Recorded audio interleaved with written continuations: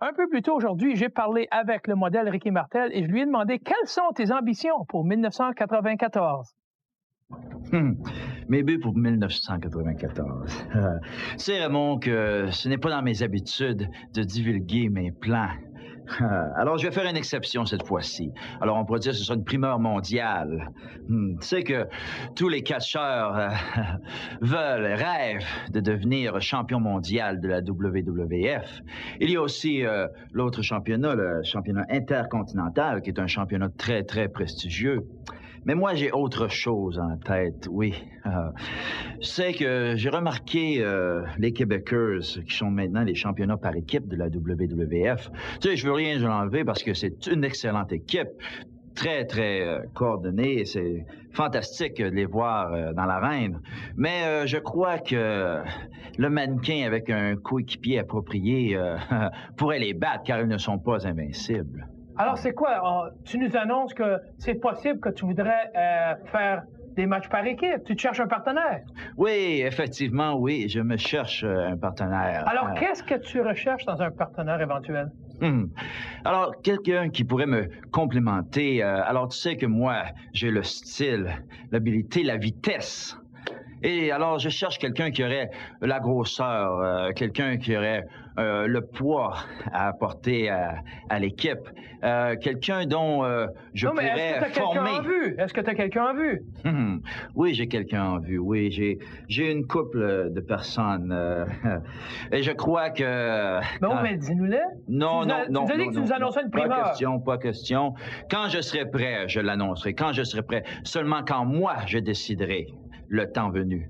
Parce que, tu sais, ça va être la grosse nouvelle. Alors, je suis prêt et j'espère que les Québécois sont là. Alors quoi, dans les semaines à venir, est-ce que tu vas nous annoncer qui sera peut-être ton partenaire? Oui. Si vous êtes bien gentil avec moi, je le ferai. Alors, c'était les commentaires du modèle Ricky Martel. Peut-être se trouvera-t-il un partenaire pour 1994. Ça reste à voir.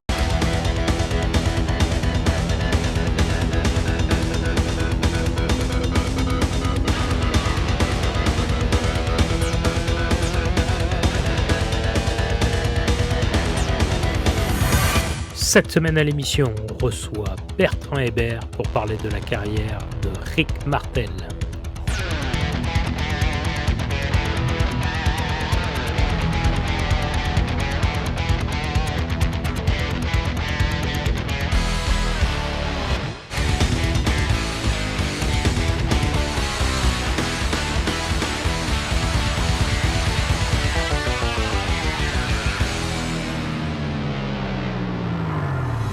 Salut tout le monde, bienvenue au podcast Soyez-y, mesdames, messieurs, votre rendez-vous hebdomadaire pour discuter de lutte professionnelle.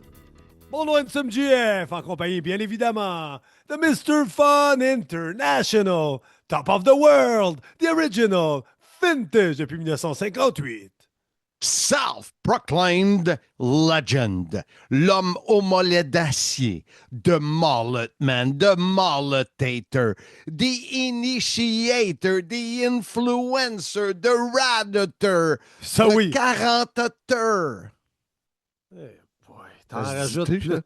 Quarantateur, ça se dit. OK, de quarantateur. Et comme dirait M. Cash... C'est qui ça, M. Cash? Ah, le gérant des deux lutteurs de l'Outaouais? Non, c'est un qui vient du pénitencier. Ah oui. C'est Brutal de luxe. Il dit quoi, M. Cash? Ah, il m'appelle M. Boudin, M. Boutin, pas hâte de retenir mon nom. Incroyable. Il parle pas de mes mollets. Non, mais c'est pas lui qui disait ça, c'est Sylvain Grenier qui disait que tous les gros ont de gros mollets, j'ajoute à cette liste, sourds, aveugles, séniles. Hey, ça n'a pas coupé. Amnésique. Amnésie, mesdames, messieurs. Marc, ça fait longtemps qu'on s'est pas vu. Hey, handsome. Épisode 271. Et ben, là, on s'est vu hier. Hier où? Au mariage. Au multiverse! C'est vrai, c'était le mariage de Mastro hier. Mais ça dépend parce que David Jouan, le gars de la France. OK, le gars de la France. Ça coupait de toute façon, fait que c'est mieux que tu ne parles pas dans ton envolée.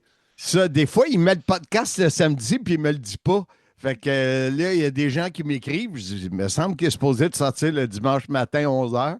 Mais il prend des petites... Des libertés. des libertés, là, tu sais. Fait que c'est ça. Fait que je sais pas si le podcast va être diffusé samedi avant le mariage. Là, la grosse question, est-ce que Mastro va finalement dire oui ou si ça va être dimanche? Mais peu importe, on s'est vu au mariage. Tout ça Ben pour ouais, dire ça. c'était le fun. Tabarouette. Hey, là, Comment t'aimais être avec Patrice Maltais et sa nouvelle conquête? Hey, j'ai adoré. Elle est le fun, là. Plus le fun que lui. Excuse, c'est un gars. Ah. Hein? Tabarouette, mec. Ça part fort. Je n'ai pas écouté la semaine passée que David jouait, le Donjon des Pauvres, parce que j'étais en vacances, mais je suis pas sûr que tu as dit autant de niaiseries la semaine passée. Ah, je te dirais que c'est pas mal tout le temps pareil. D'ailleurs, le succès de l'épisode de la semaine passée, est-ce que c'est parce que David t'a remplacé ou si c'est l'effet Rick Martel? On ne le sait pas. Moi, je pense que c'est un peu des deux. C'est pour ça que je voudrais te ramener, Marc. Épisode 271 cette semaine. On surfe sur la folie Éric Martel. Et là, on va passer à travers sa carrière. Et pour faire ça, tu as fait appel à quelqu'un de très, très, très calé dans le sujet, le professeur Bertrand Hébert. Bien, Bertrand, il est impliqué, beaucoup impliqué. Il est impliqué beaucoup avec Pat Patterson à cause du livre, bien, pas à cause, grâce au livre. Oui. Est-ce qu'il va faire la même chose? C'est sûr qu'il doit avoir ça en arrière de la tête, un livre sur Rick Martel.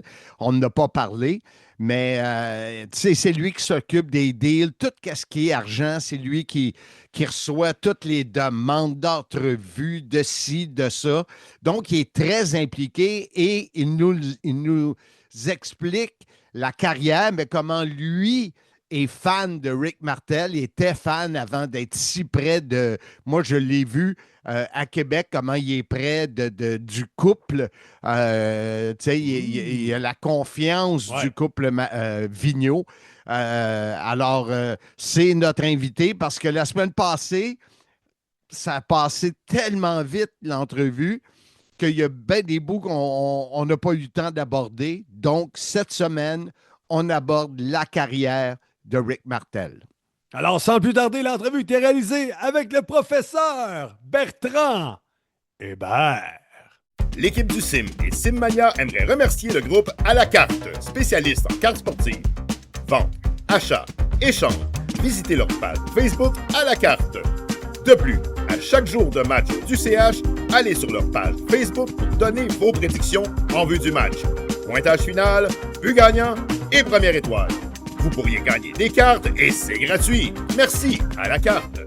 Mesdames, messieurs, sur le podcast, soyez-y, mesdames, messieurs, c'est le 271 et on va surfer sur le succès de l'épisode 270. Vous avez vu le sourire de notre invité Bertrand Hébert, car c'est lui le responsable. C'est grâce à lui qu'on a eu cette entrevue, non? Ouais, non, moi je pense que c'est le nouvel co-animateur qui a fait la différence. Mais d'ailleurs, je voulais t'en parler. Le record sera battu. Il est déjà sur le bord d'être battu du CIM.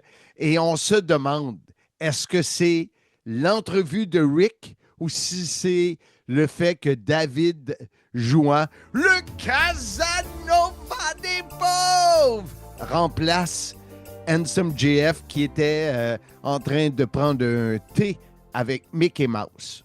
Écoute, la question va se poser pour l'éternité. Je pense que minimalement, tu peux renégocier le salaire de JF à la baisse. Ça peut pas être plus bas que ça. Mais il comprend pas que je quadruple son salaire régulièrement. Ça ne rentre pas dans la tête. Lui, ce qu'il retient, c'est le zéro. Mathématiques. Secondaire 5. Secondaire 5. Pas de maths. Pas de maths. Bert, ça a été vraiment incroyable, les commentaires, tout ça. Et je parlais avec David Jouan, justement, et on se disait, on aurait pris pendant 4 heures d'entrevue avec Rick. Moi, en écoutant la première fois que le montage a été fait, avant l'approbation de Rick. Et deux, quand j'écoute l'entrevue, le podcast comme tel, je me suis aperçu qu'il y avait des bons bouts dont on n'avait pas effleuré sur sa carrière, parce qu'il y a eu toute une carrière. OK, on a parti avec Pat Kelly dans les Maritimes. Puis il nous a dit qu'il avait lutté pendant 25 ans. Si on faisait un overview, il va être content, David, que je prenne un autre terme anglais, un survol de sa carrière, oui. Ben oui. Écoute, ça me fait toujours plaisir de parler de la carrière de Rick. Parce que dans notre livre, à la semaine prochaine, si Dieu le veut, Pat Laprade est obligé de couper la moitié de ma biographie parce que c'était trop long. Donc, j'ai toujours de quoi raconter sur la carrière de Rick Martel. Ben, c'est ça. Donc, on en a parlé dans l'entrevue. Vous en avez parlé dans l'entrevue. Donc, moi, j'étais la voix off dans cette entrevue-là. Mais on savait que tu étais là. On reconnaissait cette voix. Mais bon, son frère va l'aider à effectivement lancer sa carrière dans les Maritimes. Il nous a raconté ça. Il nous a raconté qu'il a eu son premier vrai match professionnel avec son frère. Mais il n'y a pas de... Après ça, il va s'en aller à Stampede Wrestling. C'est un classique pour les lutteurs canadiens à cette époque-là. Son frère ayant des connexions là-bas avec la famille Hart va le plugger, si on veut, pour qu'il puisse... commencer là-bas, puis Rick raconte souvent là, son histoire là, quand il a appelé Stewart puis que son frère était à côté pour lui dire quoi dire pour négocier son salaire puis son temps là-bas. Là. Mais donc ça a commencé, lui a vu son frère lutter et c'est là que la passion a commencé? Ben, son frère est devenu professionnel. Rick a été lutteur amateur à cette époque-là. Parce que OK. Il y a une formation de lutteur amateur. Ben, c'est toujours comme si tu voulais devenir professionnel, tu commençais toujours par une base amateur. OK. Donc, tu t'apprenais comme avec toutes les... Là, Rick serait mieux placé que moi là, pour vous dire exactement les noms des personnes qui l'ont aidé dans ce temps-là. Bon, on peut retourner chez eux. Là. Ben oui, tournera. Mais effectivement, là, on va l'aider. Eux, il y avait un oncle qui pataugeait dans le monde de la lutte professionnelle là, du côté de leur mère, si ma mémoire est fidèle, qui les a un peu entraînés. Puis bon, Michel est devenu professionnel. Puis les gens se souviendront peut-être de Bob Boucher dans le temps de lutte internationale, qui était un lutteur faire-valoir, souvent de première carte, qui a eu une belle carrière quand même aux États-Unis et à Porto Rico, qui était un ami d'enfance de Ricky Martel. Donc, si vous vous demandiez pourquoi, d'où il sortait Bob Boucher puis qu'il rebondissait tout d'un coup sur les ouvertures de cartes à Montréal, c'était un ami de Rick d'enfance de cette époque-là où ils se sont entraînés. Lui, il a fait sa carrière principalement à Porto Rico. Il a marié une portoricaine. Mais quand il revenait au Québec périodiquement, il apparaissait souvent comme faire-valoir sur les cartes de lutte internationale. Pour les gens qui ont vécu cette époque-là, là, pour vous donner une espèce d'image de la situation. C'est souvent comme ça. Fait que là, après ça, ben, c'est son talent qui va parler partout où il va passer par la suite. De Stampede, ben, là, il va se faire des connexions. Il va aller en Nouvelle-Zélande. On a brièvement parlé. Il va se faire d'autres connexions là, d'autres gens qui vont lui expliquer comment la business fonctionne, parce qu'à cette époque-là, c'est pas comme NXT aujourd'hui où tu arrives, ils te montrent quoi faire, puis ils te mettent à la télé, puis noie-toi ou nage ou deviens une star ou fais-toi congédier. Les gars allaient d'un territoire à l'autre, apprenaient un petit peu à chaque place. Et là, ce qui est particulier dans la carrière de Rick, c'est qu'il va en faire plusieurs, puis à chaque endroit, il va réussir. Il va être mis dans un rôle principal, malgré son jeune âge. Puis on va en faire souvent le champion par équipe. Partout où il va passer, c'est ce qui va se produire en Nouvelle-Zélande, il va être dans le main event. Steve Rickard l'aimait beaucoup, va faire de lui une star là-bas. Il va avoir d'ailleurs dans cette tournée-là un combat contre le champion du monde de la NWA qui est Harley Race à cette époque-là, qui va faire fureur. C'est un match qui est trouvable sur les internets, comme dirait l'autre, et qui faisait partie de la compilation DVD que j'ai apporté à Rick quand on est allé à l'entrevue d'ailleurs. Là. J'ai trouvé ça récemment. La carrière de Rick Martel en 14 volumes DVD. Du moins tout ce qui est disponible en images ou presque. Là. Et ce match-là, Harley Race va le rapporter avec lui dans ses valises. Et il va le faire passer dans des territoires, dans des endroits, en poussant pour qu'on fasse venir Rick Martel dans ces endroits-là. Parce que et Rick n'était pas trop certain à cette époque-là que c'était une bonne idée, parce qu'il perd, bien sûr, ce match-là contre le champion du monde de la NWA. Mais le talent puis sa façon de travailler à un si jeune âge, son look de jeune premier vont attraper l'œil des promoteurs. Et ce match-là, c'est ce qui va le faire découvrir. Parce que là, encore une fois, il faut se placer en tête que dans les années 70, pour personne qui a Internet, YouTube ou ces choses-là, c'est quasiment une bobine de tape quand tu vois quelqu'un en avance ou c'est seulement la parole de quelqu'un qui dit tel gars, telle place, appelle-les, envoyez un télégramme, fais-les venir, puis là, tu sais, le gars, il débarque avec une poignée de main virtuelle par téléphone. Donc, puis des fois, c'est à peine s'ils ont vu des photos ou ils ont comme quelqu'un comme Harley Race qui était prévenu avec le match en vidéo. Donc, ce match-là va le faire découvrir, puis là, il va commencer aux États-Unis, il va se faire connaître là, au Texas. Il va travailler au Texas pour Fritz Von Erich. C'est là d'ailleurs qu'il va rencontrer Stan Hansen pour la première fois. C'est de là qu'elle vient la question, c'est-à-dire que Stan Hansen et Rick sont des amis là, depuis qu'ils ont travaillé pour Fritz Von Erich au Texas. Rick raconte que Fritz les faisait travailler en finale. C'était lui le main event, Fritz Von Erich, le père, le patriarche, mais il avait plus l'âge pour être le dernier match de la soirée. Fait que lui, il était mid-carte, c'était le main event qui vendait les billets, puis ceux qui finissaient la soirée en beauté pour la promotion, c'était Rick et Stan Hansen. Donc, il y avait énormément de respect entre Rick et Stan Hansen. C'est pour ça que quand ils se sont retrouvés à la AWA, c'est quelqu'un avec qui Rick était prêt à travailler puis qui n'avait pas de problème. Ils se connaissaient bien, ils étaient des bons amis. Donc, c'était un naturel pour eux. Puis Rick n'avait pas de problème de passer la torche du championnat à Stan Hansen. Comme tu connais pas mal les détails, on n'a jamais effleuré, en tout cas de mémoire, amnésie, mesdames, messieurs, pourquoi Richard Vigneault est devenu Rick Martel? Ben, Richard Rick. Oui, ça va. Ça, c'est pas pire. Son frère s'appelait Michel Martel. Ça part de là.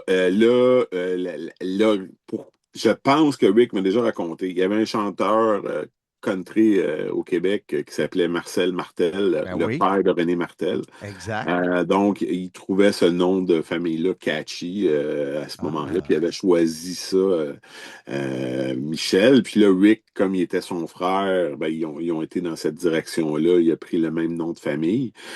Pour les Américains aussi, ça se dit très bien, Martel. Ça donne le petit côté francophone, mais en même temps, c'est pas trop compliqué pour l'anglophone moyen. Donc, c'est de là que ça vient, tout simplement. Puis, c'est sûr qu'après le décès de son frère, il n'a jamais été question de changer quoi que ce soit de ce côté-là pour Rick. C'est son nom d'artiste, comme on dit. C'est ça. Et en même temps, ben, c'est un lien direct avec son frère, puis la carrière que son frère a eue. Un frère là, qui aimait beaucoup, puis qui était une tête de lutte. Là, Rick il dit, Michel, peut-être qu'il ne serait pas devenu une super vedette dans l'arène, mais c'est quelqu'un qui serait sûrement devenu un joueur derrière le rideau à quelque part parce que c'était une grosse tête de lutte. Donc, Rick est parti de ça aussi là, dans sa carrière, cette connaissance du monde de la lutte, c'est la partie la plus difficile à apprendre. Comment ça se passe derrière le rideau, comment pensent les promoteurs, etc. D'ailleurs, Rick, après la Nouvelle-Zélande, quand il va passer par Hawaï, parce que souvent dans ce temps-là, ben, si tu allais en Nouvelle-Zélande, Australie, ben, en revenant, il fallait que tu fasses une escale à Hawaï de toute façon. Fait que très souvent, c'était facile de te booker avec la promotion d'Hawaï pour un petit bout. Puis ça, des vacances payées dans ce temps-là, ou justement, si tu avais un succès comme Rick qui arriverait un peu partout, ben là, tu restais plus longtemps. Puis là, à Hawaï, il va même devenir booker. probablement le plus jeune booker de la business à ce moment-là. Mais tout ça vient aussi des connaissances qu'il a appris avec son frère. Donc, tu sais, donc c'est ça.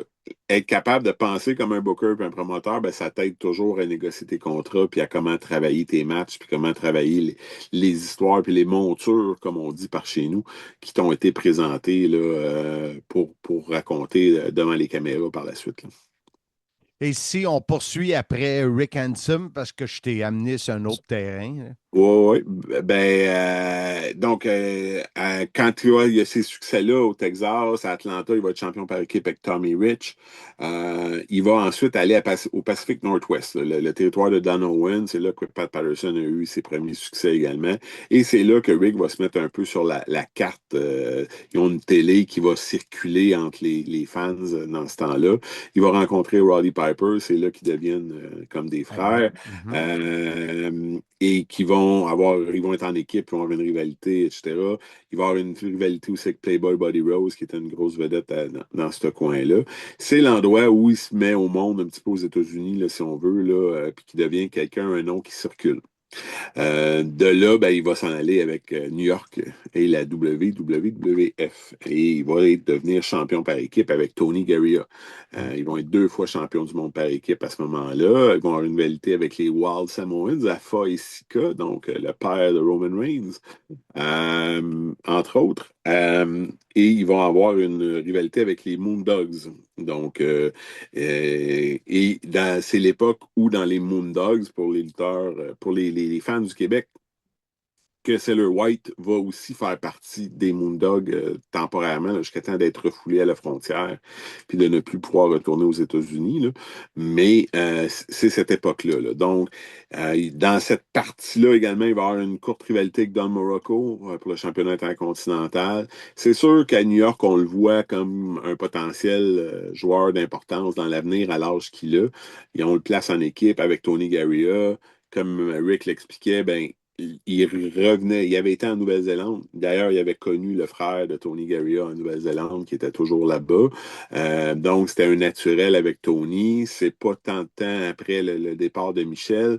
Donc, à ce jour, Tony et Rick sont d'excellents amis. D'ailleurs, quand ils se sont croisés à New York, là, ça fait partie de la courte nombre de personnes qui ont fait un exprès à plusieurs reprises pour s'assurer que même si Rick était très occupé de venir voir Rick.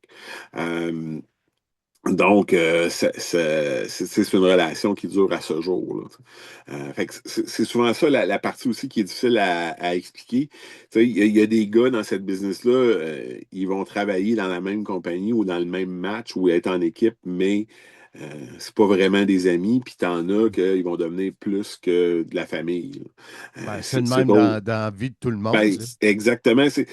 Moi, c'est toujours mon exemple, si tu travailles chez Walmart, tu travailles chez Monsieur Fun, ou tu travailles dans une autre compagnie, ou tu travailles dans le monde de la lutte, ben, c'est le même principe. Tu n'es pas ami avec tout le monde avec qui tu travailles, puis tu ne vas pas souper la fin de semaine avec tout le monde avec qui tu travailles.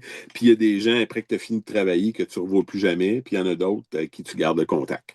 Exact. C'est la même chose. On a tendance à imaginer le monde de la lutte comme étant un groupe d'amis sur le bord du feu avec la guitare Kumbaya, mais c'est pas ça, c'est comme n'importe quel autre travail. Il y a des atomes crochus partout, puis il y a des gens qui s'entendent bien ensemble. Et c'est le cas là, de Rick et Tony. Là, quand ils sont allés en Floride, ils ont resté chez Tony, puis pour les vacances de Rick en janvier. Donc, c'est des choses qui restent. Puis Tony est venu les visiter à Québec. C'est des choses qui sont importantes pour eux. Ce championnat-là, ça semblait conduire à plus loin. D'ailleurs, Rick nous raconte à un moment donné que dans la biographie de Jean Ferré, que le géant lui en a voulu quand il a décidé de ne pas rester à New York parce que lui avait une offre d'aller au Minnesota pour la AWA, puis Vern Gagné, qui était considéré comme un très bon territoire à ce moment-là. Territoire où tu étais toujours dans ton lit le soir ou presque, tu avais des voyages en avion, tu avais l'avion privé de la compagnie, qui permettait de faire un beau territoire, puis de ne pas travailler 28 jours par mois. En malade. En malade. Donc, et Nick Bockwinkel avait zioté, comme Rick nous le racontait dans l'entrevue, Rick, et le voyait comme un potentiel successeur pour être champion du monde. D'ailleurs, c'est là qu'ils vont avoir leur rivalité, là, et ce sont des matchs qui vieillissent effectivement très bien, comme le dit Rick, là. Ça fait partie de la compilation que je lui ai apportée, entre autres. Moi-même, j'ai été subjugué quand j'ai revu ces matchs-là, là, parce que ce sont... Et c'est le plus beau compliment que tu peux faire à Rick Martel, c'est qu'on peut regarder des matchs de Rick des années 70-80, puis c'est des matchs qui ont bien vieilli. C'est-à-dire que c'est des matchs qui fitteraient encore aujourd'hui à la télé avec la bonne présentation, parce que son work, en termes de lutte, son travail dans l'arène est comparable à ce qui se fait encore aujourd'hui, puis ce qui est capable de se faire aujourd'hui. Donc, Rick était un peu en avant de son temps en termes de présentation, puis d'athlétisme, puis de mouvement spectaculaire. C'est pour ça, selon moi, qu'il a marqué beaucoup de gens. Ouais. Cette run-là à la AWA va le conduire à l'accomplissement de sa carrière le plus fantastique, champion du monde de la AWA à l'époque où on a, comme à la boxe de cette époque-là, trois organisations qui reconnaissent un champion du monde. On a la NWA Ric Flair, on a la WWF Hulk Hogan, et la troisième, on avait AWA Rick Martel. Un gars de Québec, un gars de Montréal, un gars du Québec, un Canadien. Et on avait dans les magazines un tapissage, parce que bien sûr, Rick faisant peur au monde comme ça avec son beau look, il est tapissé partout dans les magazines de cette époque-là, qui est l'Internet de la lutte à ce moment-là. Les pages couverture des magazines, les centerfolds, les posters dans les livres de posters, il est partout, là. Je veux dire, il n'y a aucun lutteur québécois, et il y a peut-être Hulk Hogan, qui a autant de centerfold dans le Pro Wrestling Illustrated. Il faudrait demander à Novocaine s'il y a ces statistiques-là. Mais Rick a, je pense, 3 ou 4 centerfolds du Pro Wrestling Illustrated. C'est drôle, tu fais 4, puis tu montes 5. Ouais, je me prends pour un Simpson. Mais 4. Mais c'est énorme parce que il y a des gars qui en ont un. Ouais. Il y a plein de monde qui n'en ont pas. Ouais, puis il y en a plein qui n'en ont pas. Mais mettons, je sais pas, moi, je prends Cowboy Bob Orton, un gars, il y en a un, à ma connaissance. Mais bon, Macho Man en a 3, Hulk Hogan en a 4. Mais ça, je vous dis, là, il y a une raison en arrière de ça. Il y a une popularité que les gens ont peut-être de la difficulté à s'imaginer pour Rick Martel à cette époque-là. Ouais. Et c'est le dernier grand champion de la AWA, parce que quand Stan Hansen va remporter cette ceinture-là, ben, la AWA va perdre des plumes pour un paquet de raisons, parce que Vern Gagné est dépassé, puis parce que la WWF met encore plus la force dans la machine, puis la AWA est juste plus capable de compétitionner à ce niveau-là, là. Et, ben, naturellement, Rick revient au Québec à ce moment-là avec Lutte internationale, va devenir propriétaire dans la compagnie.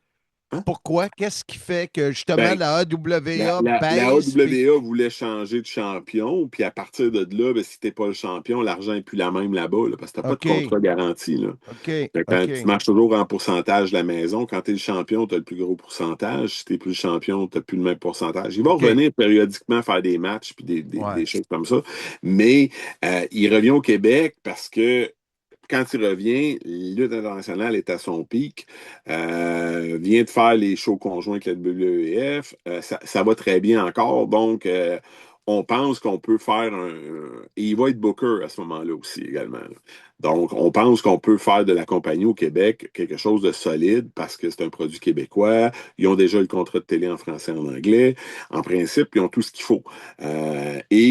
Rick imagine son territoire, comme il me l'explique, qu'avec un quatuor comme lui, Dino, puis les Rougeaux, ils sont en affaires. Ils ont 4 grosses vedettes. Puis il dit, tout le monde dans ma tête avait son morceau de gâteau, puis on pouvait se bâtir là-dessus. Bien sûr, les choses vont changer. Il va y avoir l'accident dans le parc. Ensuite, les Rougeaux vont partir. Et là, les stations de télé vont demander à ce que la production ressemble à celle de la WWF. Et là, la fameuse bataille des promotions indépendantes qui veulent aller à la télé, comme la TOW, commence. Comment tu fais pour accoter un produit dont tu n'as pas les moyens de compétitionner au niveau de production, angle de caméra, éclairage. Il y a des images de lutte internationale filmées dans des arénas, là, parce que souvent, ils vont commencer à filmer certains house shows comme taping de télévision puis bâtir leur télé autour de ça. Et, je veux dire, l'éclairage est terrible. Il y a des endroits, tu vois le drapeau en haut du ring tout croche. Des affaires de look que tu dis, oh mon Dieu, c'est sûr que vous allez avoir de la misère à compétitionner. Et moi, je me souviens de cette époque-là, il y a une claire coupure entre l'époque jusqu'à fin 85, puis quand 86 embarque. Il y a des bonnes affaires en 86 encore, mais ça commence à être pas mal plus rough. Puis par le temps que 87 arrive, c'est même plus la même promotion. Donc, tout ça va très, très, très, très vite. Je pense que c'est ça. Décembre 85, c'est sold out. Manque de place au Paul Sauvé. C'est à côté.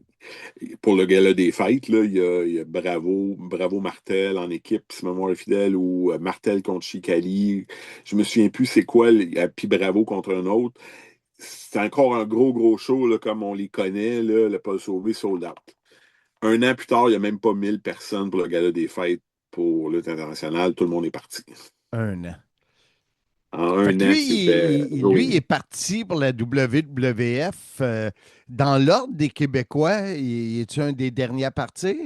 Je pense que oui. Ou lui, non, mais en fait, les Rougeaux partent en premier, puis Dino, lui, Tom Zink vont partir presque en même temps. Là. Ça serait difficile de dire qui est parti en premier ou pas, parce qu'ils vont quand même finir leurs obligations à l'interne.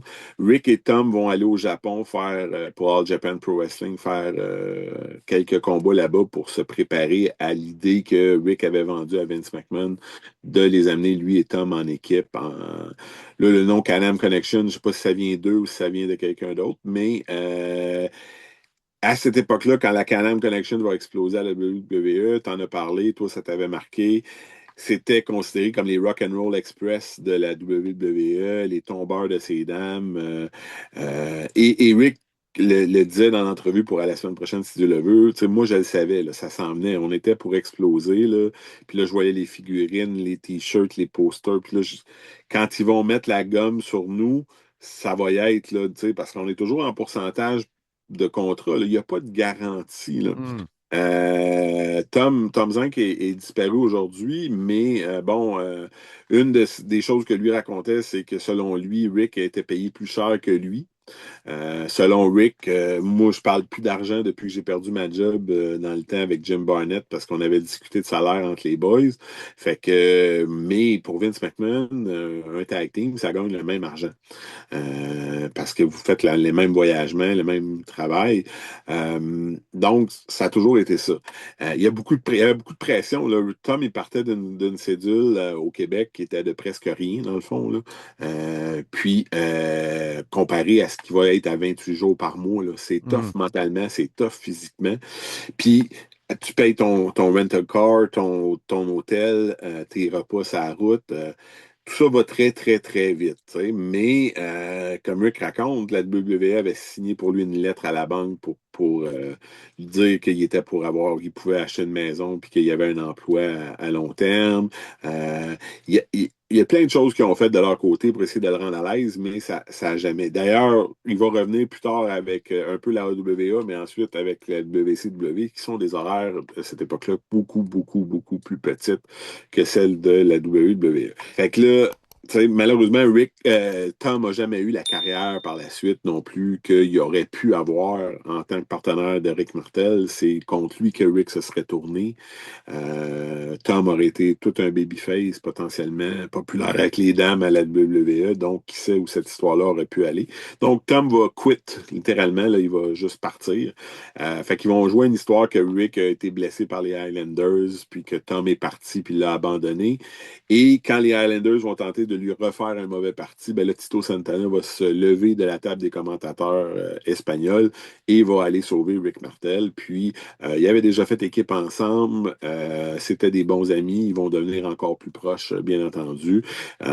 Puis, ils vont se surnommer la Strike Force ou la Force de frappe. Et ils vont devenir champions par équipe de la WWF en battant la Hart Foundation, quand même. Étrangement ou poétiquement, c'est là que Eric va introduire le Boston Crab ou le Quebec Crab dans son arsenal. Puis c'est avec ce mouvement-là qu'ils vont gagner le championnat par équipe. C'est le mouvement qui lui a fait perdre le championnat du monde de la AWA contre Stan Hansen. Et ça va donner le mouvement signature du model également quand il va devenir un vilain. Ils vont avoir une belle run en équipe quand même. Mais bon, ils sont plus du même âge que le concept de Rick le plus vieux ou le vétéran avec le plus jeune, populaire avec les femmes. Donc, quand la rivalité va se terminer, quand l'équipe va se terminer, ben, ils vont perdre les ceintures à WrestleMania 4. Puis là, on va jouer une blessure au dos à Rick. Et ensuite, quand il va revenir, on va les réunir, mais Rick, il va un peu à reculons, ça va bien. Puis là, à WrestleMania, Tito fait une erreur, frappe Rick, et là, Rick abandonne Tito. Et va devenir le méchant. Rick c'était important pour lui. Il a parlé qu'il ne savait pas exactement d'où venait la gimmick du model. J'ai fait des recherches depuis. Je sais que J.J. Dillon, dans sa biographie, en discute qu'il essaie de trouver une gimmick pour Rick en méchant parce que Rick voulait revenir en méchant. Ça, il m'en avait parlé également parce qu'il ne l'avait jamais fait. Il y avait espoir que ça pourrait fonctionner. Puis, force est d'avouer que si tu étais un vilain qui fonctionne puis qui va loin, tu avais plus de chances d'avoir des rivalités payantes en pourcentage de maisons sur la route et en pay-per-view si tu luttais contre quelqu'un comme Jake Roberts ou si tu luttais contre Hulk Hogan. Donc, il y avait une raison en arrière de ça qui faisait que c'était logique de vouloir essayer d'être le vilain.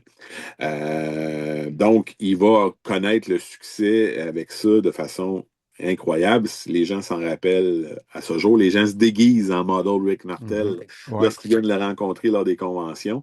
Il va complètement révolutionner son personnage et montrer que si tu travailles fort, tout est possible parce que tout ce qui était négatif en entrevue pour lui en français ou en babyface devenait en anglais vilain model, un positif. L'accent, les mots un peu cassés, tout ça faisait partie de l'arrogance du personnage. Et c'est un fait que la bouteille d'arrogance n'arrive pas tout de suite au début quand il est avec Slick. Ça prend un certain temps. Après Slick, là, l'arrogance va être introduite. Rick nous a raconté l'histoire la semaine dernière. Si vous ne l'avez pas écouté, allez l'écouter. On va prendre les visionnements supplémentaires. Mais c'est là qu'il va devenir le model. Puis là, il va avoir la grosse rivalité avec Jake Roberts. Puis justement, il va aveugler Jake Roberts avec la bouteille d'arrogance. Puis c'est la période dans le temps où il y a le plus de monde qui regarde le produit également, entre 87 et le début des années 90. Donc, Rick va avoir des rivalités avec Tatanka également, qui est en montée, une rivalité avec Shawn Michaels, avec un gros match à SummerSlam. Shawn Michaels en parle dans son livre, comment que voyager avec Rick puis travailler avec Rick, ça l'a aidé à se développer comme vilain puis à développer son personnage puis sa lutte. On l'a vu, nous, au Big Event avec Bill Goldberg. Bill Goldberg aussi, il est venu me voir pour me dire comment Rick, nous voir, pour dire à Rick comment il l'avait aidé. Donc, c'est vraiment... Rick a marqué beaucoup de gens au travers de sa carrière. On n'a même pas parlé qu'il était coloc avec Hulk Hogan à la AWA. Il était présent quand Hulk a accepté son contrat de 10 ans entre 83 et 93 avec Vince McMahon. Donc, sa carrière à la WCW. Hein? Il va finir sa carrière à la WCW où il va connaître un succès inespéré en babyface. Il va faire des combats incroyables à la télévision. Et c'est seulement les blessures. Là. C'est les câbles d'acier. À la WCW, c'était des wires d'acier. Et là, sa jambe va tomber sur un de ces wires-là, sur un backdrop. Et à partir de là, d'une fois à l'autre, ça va continuer à arriver. C'est-à-dire qu'il va être blessé, arrêté, il recommence, puis presque instantanément, il va se reblesser une deuxième fois. Puis c'est là il va dire c'est assez. Là. Et c'est là que tu peux profiter, durant cette période de blessure-là, de Rick Ouais. Martel comme co-animateur à la WCW. Donc, il a eu une carrière bien remplie. Il a fait attention à son gagne-pain, puis il a investi dans l'immobilier à Québec. Il s'est occupé de tout ça très longtemps par la suite. Il fait quelques années qu'il a mis ça de côté, puis qu'il a tout vendu, puis que là, il profite de sa retraite, puis de sa famille. Puis là, maintenant que sa fille est une jeune adulte, c'est là qu'on a enfin la chance pour les fans comme moi de le revoir en public. Et souvent, c'est ce que je lui dis. Moi, je veux je sais qu'il ne négocie pas un gars, il parle pas d'argent, il veut pas parler d'argent. Fait que d'être le gars qui reçoit les offres puis qui négocie, si on veut, pour lui, ça l'aide à pas avoir à gérer cette partie-là. Puis ça donne moi, je le vois, si je veux donner la chance aux gens de le rencontrer, moi, ça demeure mon idole, comme on dit. Donc, je trouve ça merveilleux d'avoir la chance. Je me souviens la première fois que je l'ai vu, puis j'ai pris une photo avec dans un show indépendant à Kanawaki, pas loin d'ici.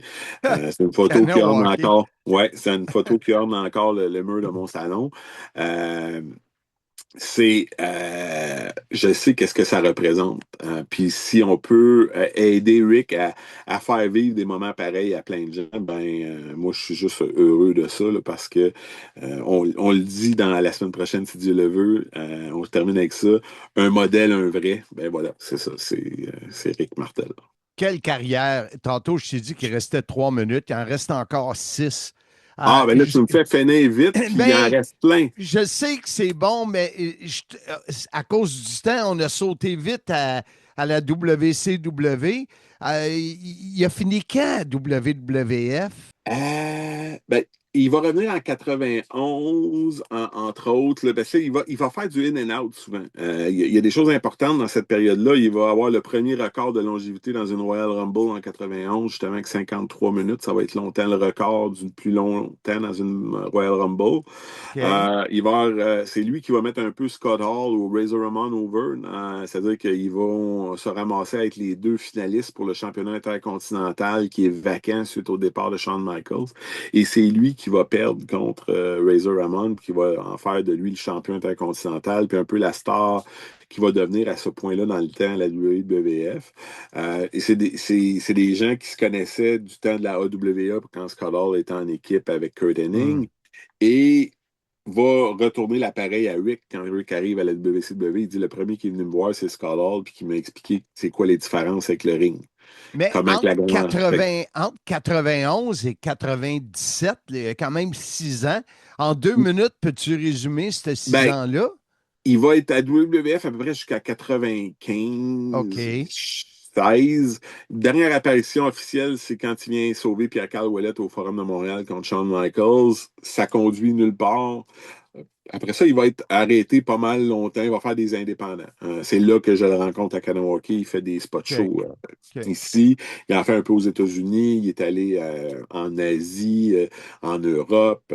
Souvent, avec Tito, ils vont se booker ensemble un contre l'autre pour faire revivre leur rivalité. Ici, au Québec, il avait fait dans des matchs séparés, mais Tito mange une volée ou Rick mange une volée, puis Tito vient le sauver, puis là, la fois d'après, ils sont venus en équipe. Moi, j'ai vu ça à Kanawaki, le retour de Strike Force. Donc, j'ai un Polaroid avec Rick habillé en model, puis Tito habillé en Strike Force à Kanawaki. Mais et tranquillement, pas vite, ils vont préparer leur retour. Là. Ils devaient faire équipe avec Don Callis, qui est à All Elite Wrestling. Ils devaient être les Supermodels. C'est un gars de Winnipeg. Et là, ils se sont mis à faire équipe ensemble sur les circuits indépendants. Ils luttaient contre Edge puis Christian dans la tournée des Maritimes, entre autres, puis ailleurs, pour se préparer à une run à la WWF. On lui avait promis un contrat garanti.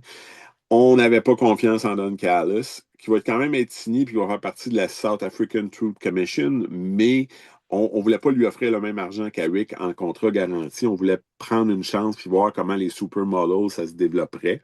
Rick a été un peu insulté de ça, puis c'est là qu'il va se retourner vers ses contacts à la WCW. Hulk Hogan, entre autres.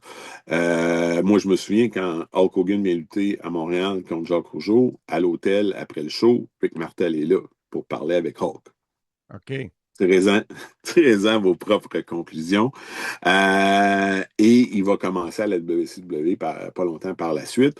Et, comme on dit, il va devenir champion de la télévision. Des grosses réactions. C'est à l'époque où Thunder arrive à la WCW. Bischoff a besoin de talent supplémentaire pour faire vivre ces deux émissions-là. Et son talent va tout de suite sortir du lot, surtout que ça faisait longtemps que les gens ne l'avaient pas vu en babyface ou en gentil, comme on dit ici. Il va connaître un succès fou pour la courte période de temps où il est en santé et que ça va bien.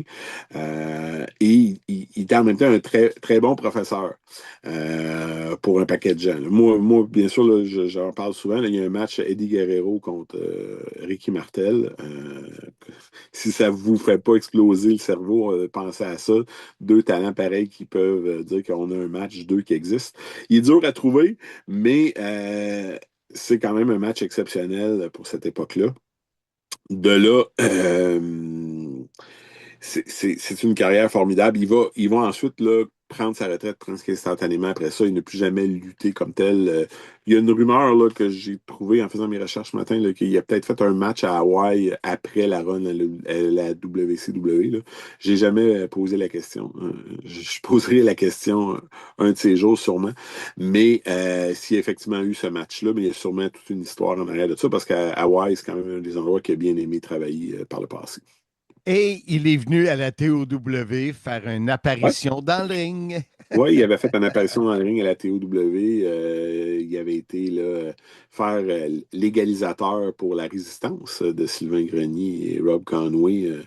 Et il avait porté un Quebec Crab au manager J.J. Crook dans le ring. Ça, je m'en souvenais même pas. Le manager de la résistance. Là. Pat Laprade me dit on aurait dû te prendre toi. Ben oui, c'est sûr. 10 ans plus tard, tu me dis on aurait dû te prendre toi pour être le manager. Ben oui, c'est sûr. Bertrand, il nous reste quelques secondes. Un gros merci. On a pris le temps au maximum. Je pense qu'on n'aurait pas en parler, comme l'entrevue, des heures et des heures. Un gros merci beaucoup. Ben, ça me fait toujours plaisir. Comme je dis, je pourrais développer chaque territoire sur 40 minutes, là, mais bon, il faut être raisonnable. Fait que, en tout cas, ça me fait toujours plaisir. Puis on se voit bientôt. Oui, à bientôt. Ici Roger Demers, propriétaire de sécurité L. Demers et Fils à Valleyfield depuis plus de 40 ans. Vous pouvez compter sur nous pour assurer votre sécurité via la centrale de signaux d'alarme ou via le système de surveillance et de sécurité incendie. Sécurité L. Demers et Fils, les spécialistes en système de sécurité 450-373-7090. Eh bien oui, celui que j'ai surnommé le gentleman du ring, Ricky Martel, qui sera à notre prochain spectacle au Forum de Montréal. Croyez-moi, l'action ne manquera pas. Ricky Martel, alors, après des voyages et des voyages, des péripéties, te voilà à Montréal, au Forum de Montréal. Oui, finalement, je suis de retour au Forum de Montréal, alors dans la province de Québec. C'est toujours un grand plaisir pour moi, Edouard, parce que, comme on sait, c'est comme on dit une expression dans le hockey, c'est ma glace. Alors, je suis devant mon monde, puis c'est tout un support moral qui me donne le public. Donc, je lutte contre Honky Tonk, le chanteur, mais on n'est pas là. Je suis pas là pour chanter. Peut-être je chante pas aussi bien que lui, mais le nom du sport, c'est la lutte. Alors, je vais être dans l'arène. J'ai l'intention de gagner une bonne victoire, voilà, devant mon monde ici. Et puis ça va faire une différence entre le chant, tu vas lui apprendre vraiment ce qu'est le chant. Si tu lui serres un peu trop la tête, il va plus pouvoir chanter. Ah oui, certainement. Ça, j'ai une couple de surprises pour lui. Et je dois dire aussi qu'il y a un combat qui m'intéresse énormément. C'est le combat qui va opposer mon coéquipier Tom Zink contre mon ancien coéquipier Dino Bravo. Je sais pas ce qui se passe dans la tête à Dino présentement. Il a changé beaucoup. Ça me désole. Je suis très désappointé de la manière qu'il a changé. Mais j'ai bien confiance à Tom, puis je vais regarder ce combat-là de très près. Eh bien, du moment que tu vas être là, certainement que Zing va nous faire une très belle démonstration devant la force de Dino Bravo. Alors, c'est ce qu'on verra le 27 février au Forum de Montréal. Soyez présents. Marc, là, on tombe dans le segment qui est très populaire auprès des auditeurs. Alors, passons tout de suite. Chargé. Passons tout de suite au segment le plus populaire des ondes. Écoute. Tu, Marc, écoute. Écoute.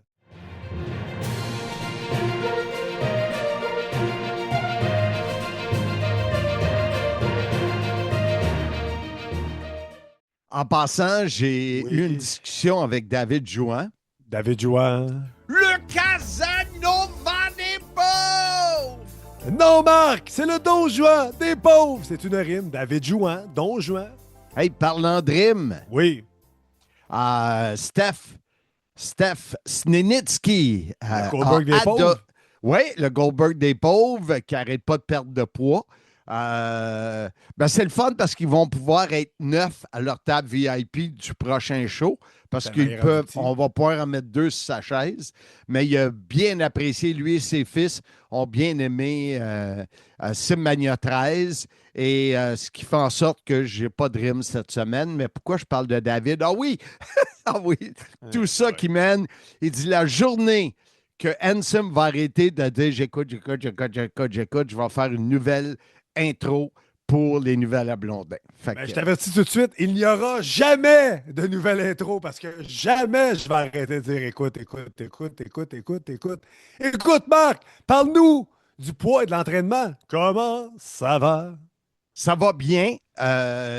J'ai perdu 3 livres lors de Simmania 13 que j'ai regagné le lendemain.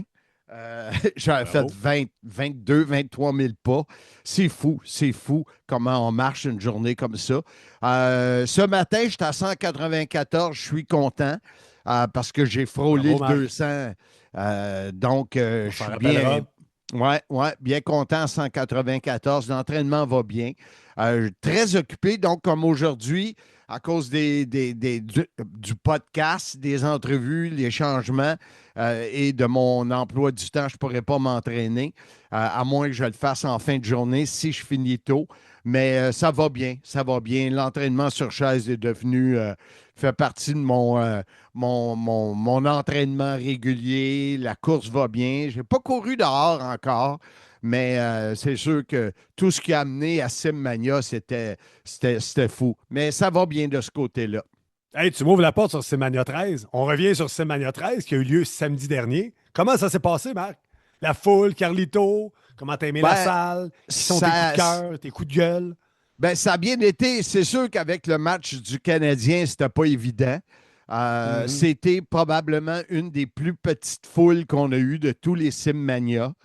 Un nouvel endroit, le look était vraiment nice. On a eu encore des bugs techniques, ça a l'air d'être récurrent. On travaille là-dessus pour régler tout ça. Je te dirais, c'est mi-figue, mi-raisin, malgré que les gens qui étaient là, j'ai eu énormément de commentaires, ils ont bien aimé leur soirée. Mais c'est sûr que quand tu fais un spectacle et que tu perds de l'argent et que tu as travaillé 3 mois pour le mettre sur pied, c'est décevant. Alors, je ne savais pas que tu étais en dessous là-dessus, Marc. On ne s'était pas parlé. Oui, fait que je te dis que si en 2027, je reviens sur la rive nord de Montréal, ça va être une fois en 2027. That's it, that's all, parce que c'est très difficile. Et le succès que tu as vu dans le passé des Simmania à Rive-Nord avec des 22, 25 tables VIP, tout ce monde-là qui ne sont pas des fans de lutte ont en tête que c'est la même affaire qui reviennent, donc ils ne reviennent plus. Alors, il y a tout un... Et la Sim Experience qui fonctionne très bien, il tarde à venir. Même, tu sais, on parle de Steph Snenitsky. Je suis allé les voir, je leur ai expliqué. Ils étaient allumés. Ils sont arrivés à 7h moins 5 pour le show. Tu sais, c'est de rentrer ça dans la tête des gens que ça vaut la peine. Ceux qui viennent, ils capotent. Puis ceux qui ne viennent pas, ils ne comprennent pas qu'ils peuvent capoter. Alors, c'est un peu ça. Mais, garde, tu es entrepreneur dans la vie, des choses qui arrivent. Tu me parlais de Carlito. Écoute, je sais que tu écoutes. Vendredi, je l'ai texté et envoyé à peu près 10 messages. Il ne retournait pas mes messages. J'étais stressé pour la vente des billets. J'étais stressé pour que tout fonctionne bien. Et M. Carlos Colon ne répondait pas. À un moment donné, j'ai dit, garde, là, peux-tu m'enlever un peu de stress puis me dire que tout est beau pour demain? Finalement, le soir, tard, que je n'ai pas vu parce que j'étais couché, il m'a demandé, j'ai pas les détails de mon vol de retour. Là-dessus, il est zéro. Là. Zéro open bar. JF Leduc a capoté aussi. J'y ai envoyé, puis là, il m'écrit, rendu à Dorval, à Yule, il m'a dit, je suis arrivé, il n'y a personne qui est ici. Là, je réponds, je t'ai envoyé le nom, le numéro de téléphone de Dance the Maniac, Danny, qui va te chercher. Il est là, il attend ton appel. Je trouvais que c'était plus respectueux de donner le numéro de téléphone de Dance à Carlito que l'inverse. Oui. Finalement, il est arrivé à l'hôtel. Rendu là, il est allé se coucher. Et pour la soirée, c'était parfait. Moi, j'avais plusieurs items à lui faire signer. Des pommes, des petits drapeaux de Porto Rico, des figurines. Ouais.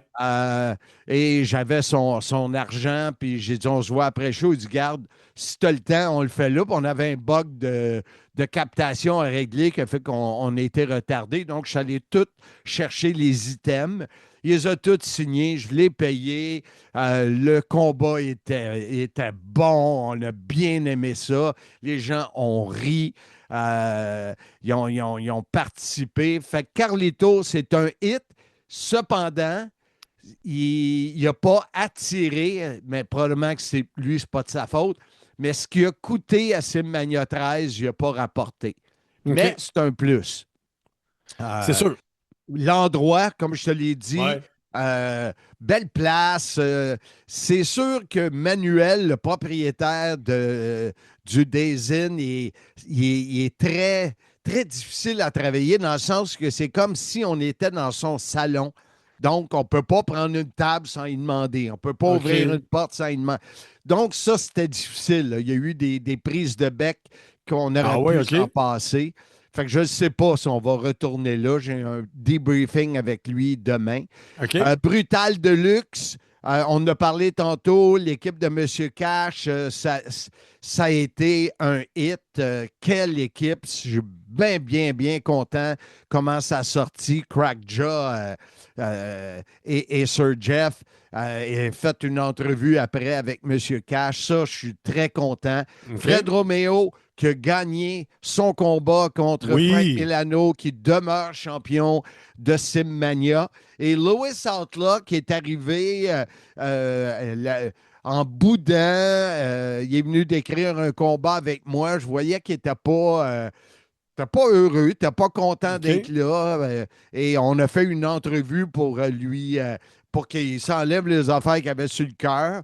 Puis il disait que lui, il voulait avoir un combat de championnat. Puis j'ai dit, garde, t'as perdu contre Macklin, puis t'es pas rendu là. Alors, dans le combat face au... qui avait les 4 jeunes de la relève, il est venu sacrer une volée aux 4. Il est venu faire le camel clutch à l'arbitre 2-3 fois jusqu'à temps que j'y donne un combat de championnat. Donc, Outlaw, à Simmania 14 à Sainte-Madeleine, affrontera Fred Romeo. Alors, c'est pas mal ça, Simmania 13. Sainte-Madeleine! Sainte-Madeleine, là, on est à 100 000 à l'heure là-dedans. C'est le 11 juillet. Alors, tout se déroule. On a une bataille royale spéciale qu'on est en train de préparer. Il n'y aura pas de vedette internationale ou à Simmania 14, mais on va monter un show dont les gens se souviendront. C'est ça l'important, Marc. Ensuite, tu t'en vas à Simmania. N'oubliez pas de mettre dans votre agenda la rue piétonnière Wellington à Verdun le 16 août. On va commencer à vous donner des détails. Le 29 août, c'est au Camping International Rouville. International! Exactement. Et vendredi de cette semaine, j'appose ma signature pour le 19 septembre. Le retour à Wallinac, ça sera Simmania 15. Je voulais le faire à Blainville, mais là, suite à tout ce qui est arrivé, puis le peu de billets vendus, J'aime mieux travailler à Wallinac. Je n'ai pas de salle à payer. Je n'ai pas d'éclairage à payer. Il y a déjà une bonne base qui est là, qui veulent revenir. Ben oui. Donc, d'après moi, on est capable d'être sold out à Wallinac. J'étais justement avec Max Adolphe, un gars de la Mauricie, qui me disait, JF, quand tu reluttes à Wallinac, mais là, on va avoir la date, le 19 septembre prochain. Exact. Et parlant de Wallinac, j'aimerais ça. J'ai communiqué avec Santino. J'aimerais ça revoir Santino. Quand il est venu à Simmania, il n'était pas en forme, il n'était pas top shape, il avait des problèmes de dos récurrents. Alors, il m'a réécrit lundi dernier pour me dire, je t'appelle, j'étais à l'extérieur, je t'appelle ce soir. Il ne m'a pas rappelé le soir.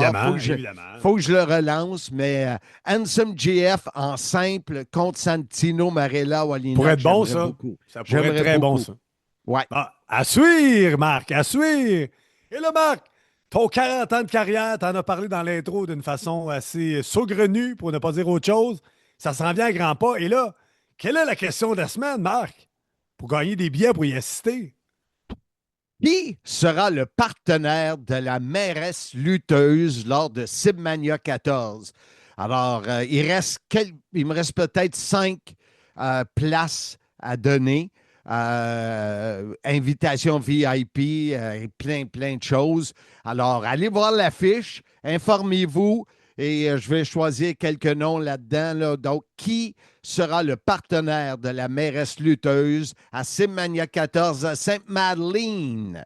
Et là, 40 ans dans le monde de la lutte professionnelle, ça va avoir lieu. Ça s'en vient, c'est le 15 juin, ça, Marc, un lundi soir. Oui, on sait que des partenaires sont à la carte, Film Fanatique, Boston Pizza, Centropolis, Sécurité, Aldemers, Pneus, Mac, Côte-Saint-Louis, Renault Condo. Ça va être une belle soirée. Podcast enregistré sur place. Karaoke dans la soirée. Plein d'invités. Notre ami Vincent Lapointe va venir encore avec plein de ceintures. Le gratin de la lutte sera là. Oui, évidemment. Tout le monde autour de moi sera là, des amis, la famille, des fans. Alors, ça va être un lundi très intéressant en Boston Pizza. Et bien sûr, David Jouan sera là aussi. David Jouan. Lucas Zano vend des pauvres! Non, Marc, c'est le Don Juan des pauvres. C'est une rime. David Jouan, Don Juan. Et parlant de rime. Oui. Je sais pas quoi dire.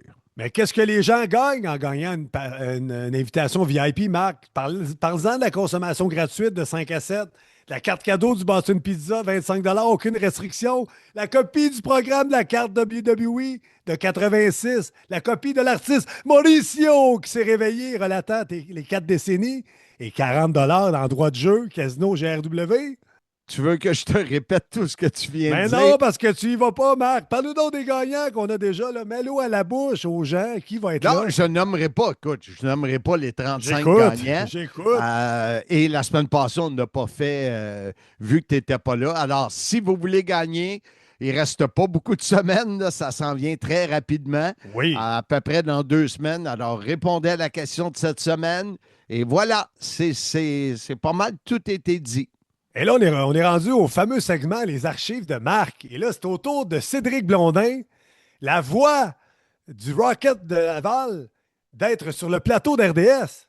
La voix du Rocket, la voix de l'Armada, la voix de son podcast 500 Alley, je ne sais pas trop quoi.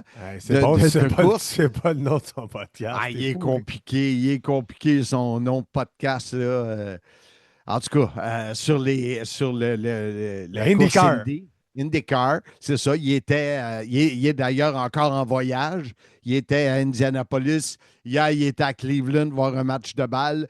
VIP Cédric Blondin. La vie tumultueuse de Cédric Blondin. Jet Set International. Ouais. La vie des gens non riches et célèbres. Mais c'est ça, Cédric, qui était... J'ai aucune idée du segment. J'ai pas vu l'entrevue. Tu t'en rappelles pas? Je m'en rappelle pas. Non, je m'en rappelle pas. Évidemment. Et c'est toujours David Jouan qui choisit le segment archive. Et j'imagine qu'il s'est dit, bon, ben, on avait Liam et là, on va avoir nul autre que Cédric. Fait que j'ai bien hâte de voir ça. Alors, sans plus tarder, le plus célèbre des Blondins. On va aux archives avec Cédric Blondin.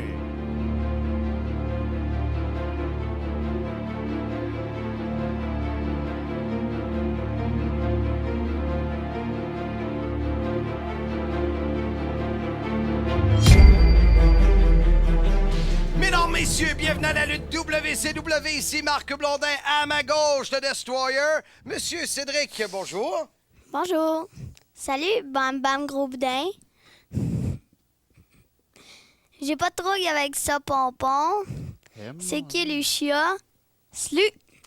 Coudon, Il est aussi bon que le vigueur. Ouais, mais c'est parce que le tourneur, lui, il a 9 ans. Fait que tu vois un peu que le quotient intellectuel, c'est pas pareil, hein? Merci d'être venu, jeune homme. J'espère que quand vous allez aller au Colorado, les gars, vous allez parler en bien du Destroyer. Puis faire des bonnes entrevues avec Big Papa Pump. Parce que d'après moi, c'est le meilleur. C'est assez clair? Ouais. Okay. C'est bien clair. Bon. Très, très clair. Content que tu aies bien compris mon... C'est ça. Big Bang Gros Boudin. Seigneur qui m'a fait peur. Pas pour ça! T'as bien changé! Ben, je le sais. C'est quoi ces pelules-là? Tabarnouche. C'est comme un Pokémon! Oh non! Attrapez-les tous! Tous. Mesdames, messieurs, donc, on vous rappelle que ce soir, on a 1 heure d'action. Le tourneur n'est pas là pour une deuxième soirée d'affilée. On s'en plaindra pas. D'ailleurs, on a eu un bon exemple de son quotient intellectuel avec le petit gars de 9 ans qui était là. Et, d'ailleurs, faut que je le dise. Hein? Il y a pas... Oui, c'est mon fils. hein? C'est mon fils. Progéniture. C'est ça. Bravo. Hey, en passant, tiens, il a fait une crise samedi? Ouais, tu lui donnes pas de cadeaux. Ça, c'est Blondin. Promet des cadeaux aux enfants, puis il donne pas. Ben, pas tout le monde. C'est parce pendant que les deux pompons ici sont en train de s'astiner. Le CIM remercie le Casino Grand Royal de Wallinac pour son appui. Jeux, repas, bars et une ambiance unique en Mauricie. Offrez-vous une visite au Casino Le Grand Royal Wallinac. Vous serez traité en VIP. Je pensais que c'était moi le plus célèbre. Pas vraiment, t'es le troisième. Parce que Liam, comme animateur, je l'ai adoré, je l'ai dit souvent. Hey, il est allé animer à Wallinac la semaine passée. Il a dû être bon. Oui, il était bon. Vu que moi, j'avais Simmania, il me restait une semaine d'animation au Bingo en folie. Et c'est lui qui l'a fait. Fait que ça a bien été, il était content. Hey Marc, le podcast tire à sa fin, là. Épisode très chargé. Tu voulais que j'en parle? Qu'est-ce qu'on a au menu la semaine prochaine? J'espère avoir Rémi Soulier. Soulier ou Soulier? Bonne question. Soulier ou Soulier? Soulier.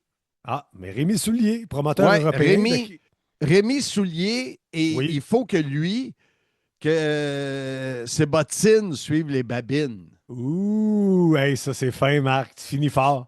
Parce que je lui ai écrit, lui, c'est un promoteur qui fait mener plein de vedettes. Okay. Ultimo Dragon. Puis là, j'essaie de... Tu sais, là, j'ai un blanc de mémoire. Là, la championne TNA qui m'avait mis une casquette sur la tête. Mickey James? Hein? Mickey James? Oui, Mickey James, merci.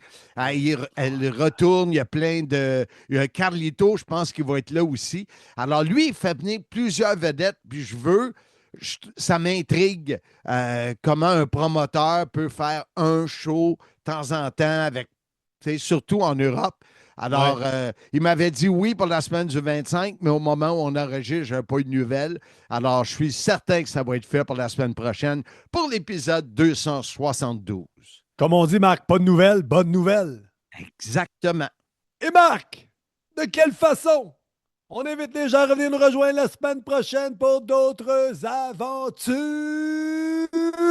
Le monde le sait, là, que l'épisode numéro 1, la fin a été coupée. Puis, le pire, c'est que je me dis, à chaque semaine, je le dis, c'est sûr que David Jouan va l'arranger.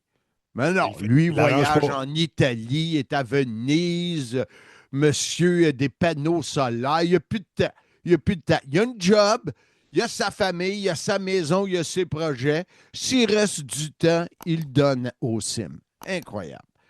Attends, mais que je lui parle, mais qu'il vienne ici. Ben moi, oui. il parler dans le kisser. Je ne dois pas savoir c'est quoi un kisser. Mais là, Marc, c'est toi qui conclut ça, là. Je sais. Pourquoi tu me Vas-y. coupes? Soyez-y, mesdames, messieurs!